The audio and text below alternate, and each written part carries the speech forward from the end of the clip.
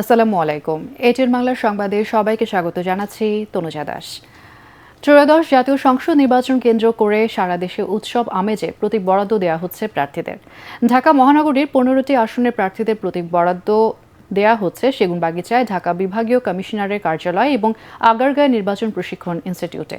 এ সময় আচরণবিধি লঙ্ঘন নিয়ে পাল্টাপাল্টি অভিযোগ করেন প্রার্থীরা। একই সাথে ভোটের পরিবেশ নিয়ে উদ্বেগ ও প্রত্যাশার কথাও তুলে ধরেন তারা। বিস্তারিত জানাচ্ছেন একরামুল হক সাহেব।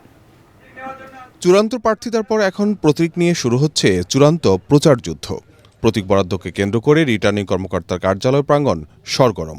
রাজধানীতে ঢাকা বিভাগীয় কমিশনারের কার্যালয়ে প্রতীক বরাদ্দ দেওয়া হয়। সেখানে মহানগরীর 13টি আসনের প্রার্থীদের প্রতীক বরাদ্দ দেন রিটার্নিং কর্মকর্তা।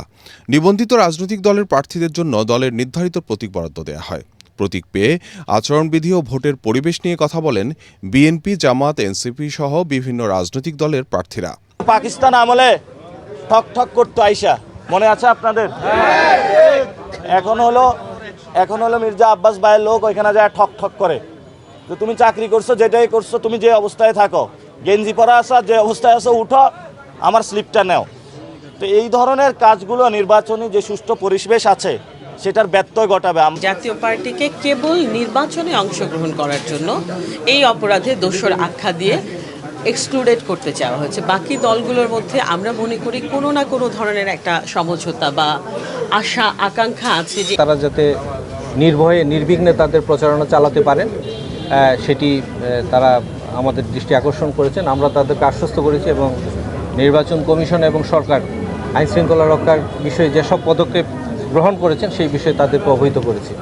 তারাও আমাদের সহযোগিতার আশ্বাস দিয়েছেন। আমরা আশা করি যে আইনশৃঙ্খলার বিষয়ে বড় ধরনের কোনো আশঙ্কা নেই। এখন পর্যন্ত আমাদের কাছে যেসব ইনফরমেশন আছে ভালোভাবে। অন্যদিকে স্বতন্ত্র প্রার্থীদের জন্য নির্ধারিত 56টি প্রতীক থেকে পছন্দ অনুযায়ী বরাদ্দ দেওয়া হয়।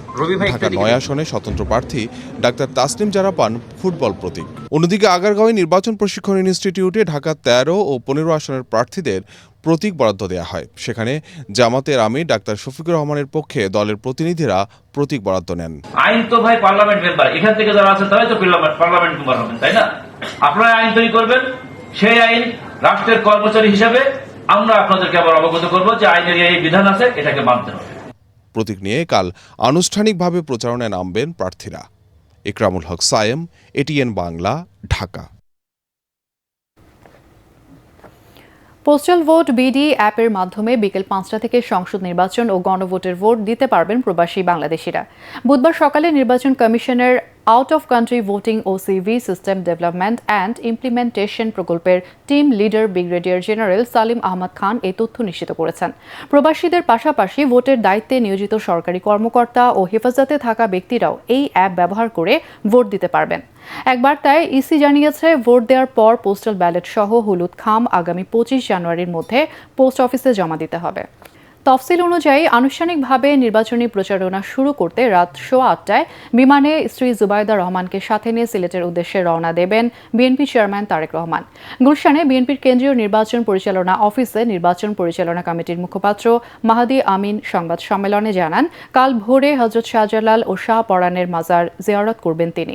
এরপর সকাল 11টায় সিলেটের আলিয়া মাদ্রাসা মাঠে নির্বাচনী সমাবেশে যোগ দেবেন তারেক রহমান। পরে মৌলভীবাজার, হবিগঞ্জ, ব্রাহ্মণবাড়িয়া, কিশোরগঞ্জ, নরসিংদী এবং নারায়ণগঞ্জের নির্বাচনী সমাবেশে বক্তব্য রাখবেন। বিএনপি চেয়ারম্যানের উপদেষ্টা মাহাদি আমিন জানান, গণভোটে হ্যাঁ ভোটের পক্ষে অবস্থান নেবে বিএনপি। নির্বাচন কমিশনের একটি অংশের ভূমিকার সমালোচনা করে লেভেল প্লেইং ফিল্ড নিশ্চিত করার আহ্বান জানান মাহাদি আমিন।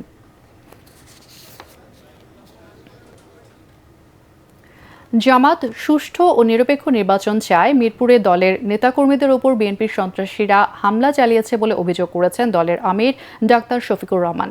দুপুরে রাজধানীর পীরের বাগে সন্ত্রাসী হামলায় আহত নেতাকর্মীদের দেখতে হাসপাতালে গিয়ে এসব কথা বলেন জামাতের আমির। আমরা আর দেখতে চাই না, শুনতে চাই না এই ধরনের নোংরা অবস্থা। শুধু ঢাকা 15 না, এখানে ওখানে টুকটাক আমরা এগুলো শুনতে পাচ্ছি। আমরা নির্বাচন কমিশন এবং সরকারকে বলবো, যদি সত্যি আপনারা যে অঙ্গীকার করেছেন সুষ্ঠু নির্বাচনের, সেই অঙ্গীকার যদি আপনারা বাস্তবায়ন দেখতে চান, তাহলে আপনাদের দায়িত্ব আপনাদেরকে অবশ্যই পালন করতে হবে। অবশ্যই সবাইকে সমান সুযোগ দিতে হবে।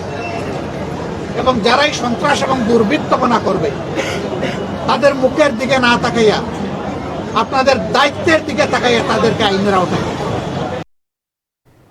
আর এই ছিল এখনকার সংবাদ। আমাদের এটিএন বাংলার সংবাদ ইউটিউবে দেখতে ব্রাউজ করুন youtube/ATN Bangla News।